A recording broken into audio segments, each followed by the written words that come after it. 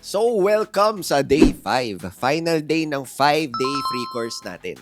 Day 1 kasi, di ba, mindset tayo, psychology, risk management, foundation. Day 2, tayo, fundamentals, yung mga jargon, di ba, yung mga basics. Kumaga parang may pagka-Forex 101 para hindi ka masyadong malos pag pinag-usapan na natin yan. Day 3, account setup and platform navigation. Day 4, nag-meet strategy tayo. Siyempre, discuss natin yung M, market direction, area of alignment, timing, and exit. Ngayon, day 5 na, backtesting na tayo and psychology. Ito na, yung nagiging real, yung skill.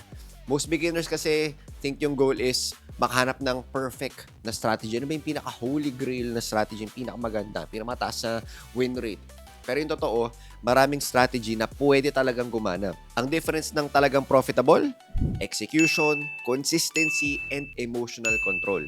Ngayon, papakita ko sa inyo bakit kailangan mo mag-backtest. Coach, nakakatawa naman yung backtest. Pakita ko sa inyo bakit talaga kailangan. Ito pa, paano ba mag-backtest ng mate in a simple way? Ano ba yung mga metrics na titignan mo? Paano mo gagamitin yung results para mas maging confident ka? And paano mo i-handle yung mga losses, di ba? Yung mga losing streaks at emotions habang nag-execute. Ang pinaka-biggest lesson here is winners aren't winners because lagi silang tama. Winners win because marunong silang matalo properly at marunong silang sumunod sa rules kahit na uncomfortable. And that's what we are building here. So, ready ka na ba? Let's G! Backtesting is simply checking if I follow these rules in the past, what would have happened. Yung backtest, kailangan mo yan kasi dyan ka kukuha ng confidence. Okay? Hindi naman yung confidence na sure win, no? Yung confidence na meron kang edge at kaya mo siyang masundan. Kapag di ka nag-backtest, yung confidence mo galing lang sa feelings. Today, feel mo, ang galing mo kasi puro panalo ka. Tomorrow, feeling mo, wala kang kwenta. Pangit pala yung strategy mo kasi talo ka. Sobrang unstable. Backtesting gives you stability. At isa pa, backtesting teaches you yung pinakamahirap na skill sa trading. Yan yung patience. Kasi you will see na hindi everyday may trade. Yun yung lagi kong sinasabi kay Catalina. Sabi ko, Catalina is, tapos sabihin niya, patient. Diba? Pakita ko sa inyo. Patient. Tandaan mo, hindi every setup panalo. At normal yung losing streak. Kahit ako, nagkaka-losing streak pa rin ako hanggang ngayon. So if you want to become a calm trader, you backtest. So ngayon, magba-backtest tayo ng MATE formula. Okay? So syempre, market direction, alam mo na, area of alignment, timing, and exit plan. Pinaka-goal natin dito is ma-feel mo kung paano ka talaga papasok sa isang trade. So yung mga kailangan natin, diniscuss natin yung trading view. At ngayon, may papakita ko sa inyo yung Google Sheet natin, yung journal natin. And mas maganda kung pwede ka mag-replay sa TradingView. Free naman yun kapag nasa daily time frame ka. So, ang didiscuss natin na time frame ngayon ay 15 minutes. So, kung nasa 15 minutes kasi, tapos magba-backtest ka, kailangan mo munang magbayad ng maliit na fee sa TradingView. So, if gusto mo mag-invest sa sarili mo, go lang. Kunin mo lang yung essential na package. Ito yan, essential yan. Kung di naman gusto mo free muna, dun ka muna sa daily chart. Ano, G ka na? Kung G ka na, download mo yung journal natin sa baba. Yan, yung G-Sheets dyan. So, yan, EURUSD tayo. So, ano lang tayo? Balik lang tayo. Balik. So, ano ba gusto nyo date? Siguro mga November siguro. Ayan, para ano. O gusto nyo January? Ayan, January na lang. Para mas recent lang. Ayan, January. Ayan, 13. Mga gising na yung mga tao dyan. January 13. Continue last replay, start new. Ayan. January. Sige. So, disclaimer na lang, hindi ako ganito exactly nagtitrade. Siyempre, meron pa yung mga tinatawag na yung mga multi-time frame. Sabihin, titingin pa ako sa ibang time frames. Tapos, meron din ako mga iba pang binabasa. So, ito, more on pag-practice lang talaga ng technicals ng MATE formula.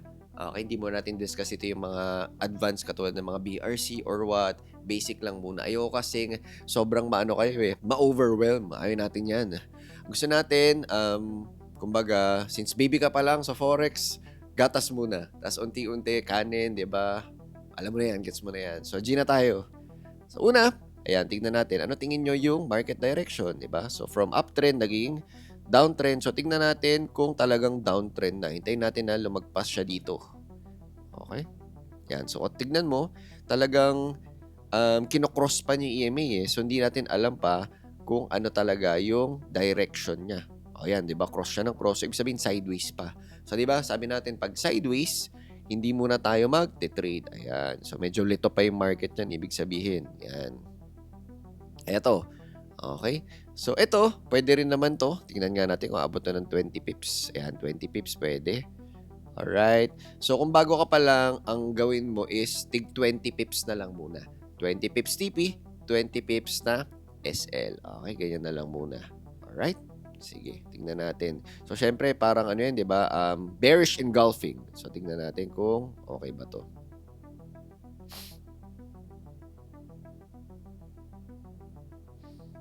Okay, okay.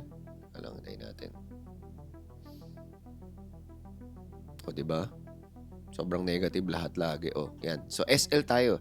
So, ngayon, ang gagawin mo lang is lalagay mo sa Google Sheets mo yung SL. So, for example, ganito lang muna. Ayan, so dito na tayo ngayon sa ating backtesting journal. Yan, again, nasa baba yan. Check nyo lang. So, wala ditong mga kung ano, very basic lang, kung ilan lang talaga yung wins, losses, tapos yung screenshot, yan yung very important. Sige. So, again, balik tayo dun sa ating chart. Punta ka lang dito sa taas, sa may camera. Ayan, and then lagay mo lang copy link. And then, punta ka ulit sa iyong Google Sheet. Tapos, lagay mo lang yung screenshot doon. Ayan. So, ba't kailangan yung screenshot? Kasi yun yung pinaka i-re-review mo after. So, lagay mo loss. Ayan. So, hindi mo kailangan lagay kung buy or sell, pero pwede mo rin lagay. Tapos, lagay lang natin ang ating pair, which is Euro USD. Ayan. So, Euro USD naman tayo all the way. Alright? So, yun lang naman. Yung notes, tsaka na yan, tsaka yung comments. So, balik tayo sa ating chart. Okay na tayo dyan. Alright. Okay. So, ngayon, nandito tayo sa ating resistance area, no? So, i-check natin kung magbibigyan tayo ng magandang entry. So, wala. Okay.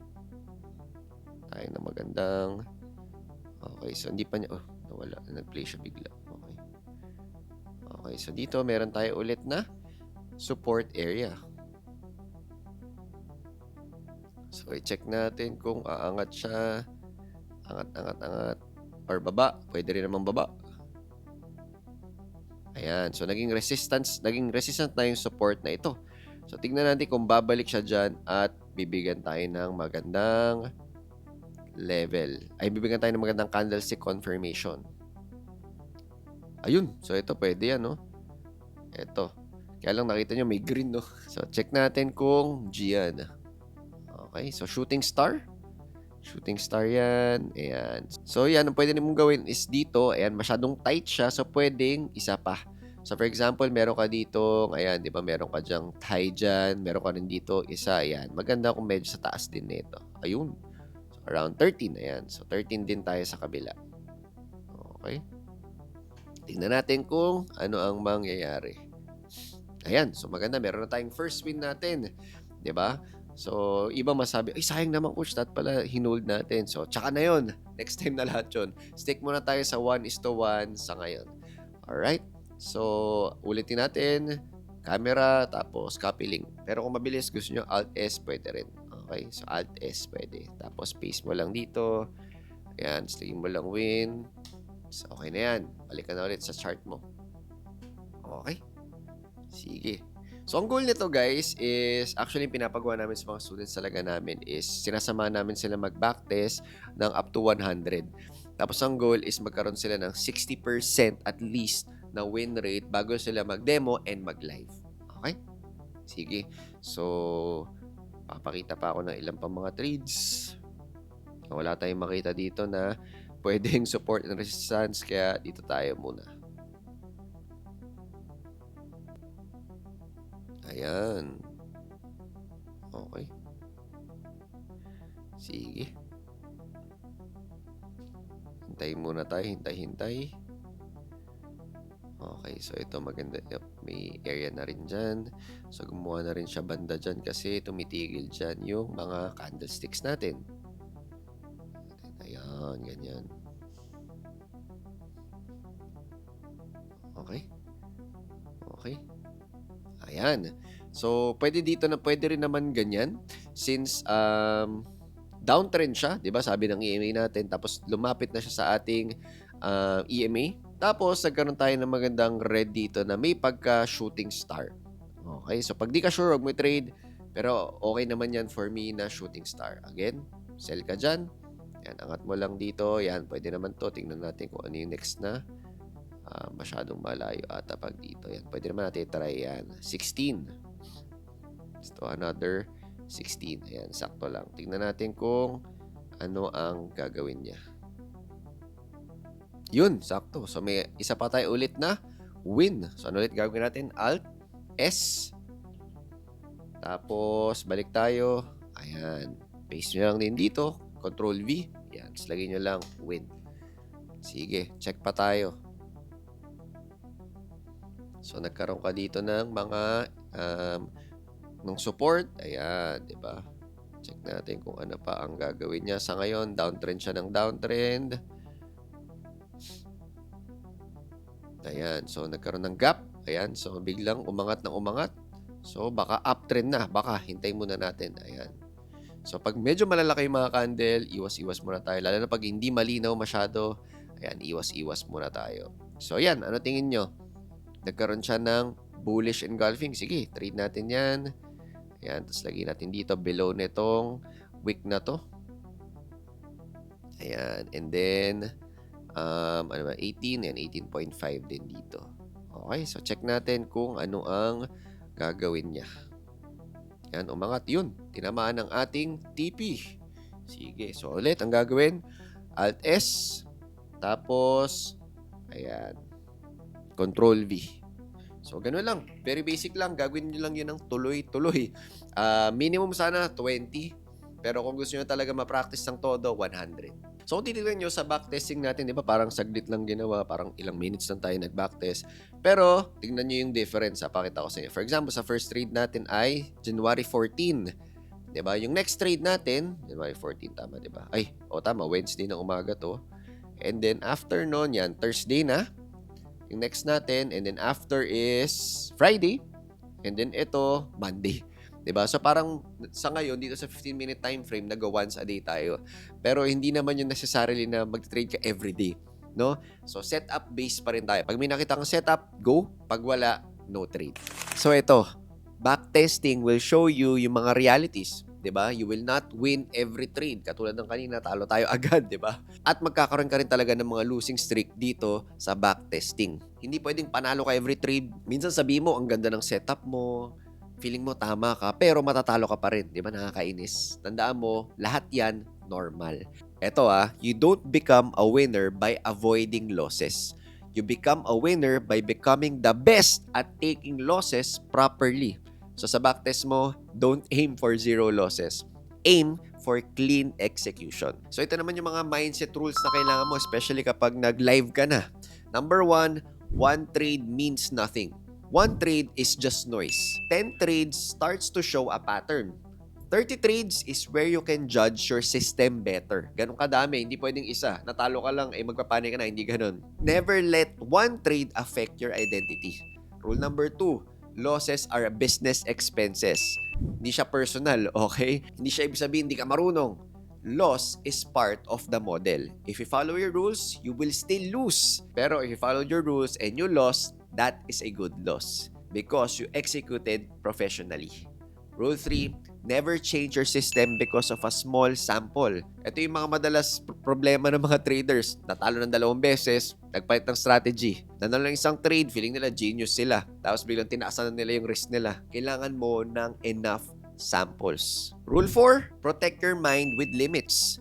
So, meron kang tinatawag na daily loss limit. Ganyan. So, for example, 2 loss per day, stop ka na. Why? Kasi after losses, your judgment gets emotional. Parang gusto mong bumawi. Di ba? Parang may gusto kang agad i-adjust. Professional traders protect their mindset just like how they protect their capital. And number 5, your edge is patience. Most people blow up because they force trades. You win by waiting. Waiting for clean setups. Remember your line. Ano yung line natin? Hindi ako naghahanap ng trade. Naghahanap ako ng setup na pasok sa rules. And remember, mate is not just finding trades but filtering the bad setups. So, anong assignment nyo? Very simple lang. Mag-backtest kayo ng at least 20 trades using the mate formula. Not 5, not 10, 20 minimum. Ano yung rules natin? Isang pair lang muna, isang time frame lang muna, at 1:1 risk to reward lang muna. Tapos you make sure you log every trade sa ating journal. Ayan. So yung journal natin nasa baba if hindi mo pa na-download. And then after 20 trades, masasagot mo to. Ilan ba yung wins? Ilan ba yung losses? Ilan yung win rate mo? Tapos finalo ba yung mga rules mo sa every trade mo? If not, what did you break? And ano yung biggest pattern in your mistakes? Check mo, isa-isa mo rin yun. Tapos, what rule will you commit for the next 2 weeks? Yan, that's how you become better, by measuring and improving. So, if you want to actually get results, here's the path. 1 to 2 weeks, backtest, or mag-trade ka ng demo, or maliit lang na live account, focus only on execution. Again, 1 to 2 trades max per day, journal mo lahat ng trades mo. Week 3 to 4, continue mo lang, same system. Review mo weekly. Improve only one thing at a time. Huwag sabay-sabay, okay? And always risk management muna. Huwag kang magtataas ng lot size. Pero, if gusto mo mas mapabilis and you want to learn Forex the right way, yung hindi ka nag-iisa, yung may system, yung may guidance, may community, we have a community of 19,000 plus students and coaches that can guide you step by step. Click mo lang yung link sa description. Kita-kits tayo.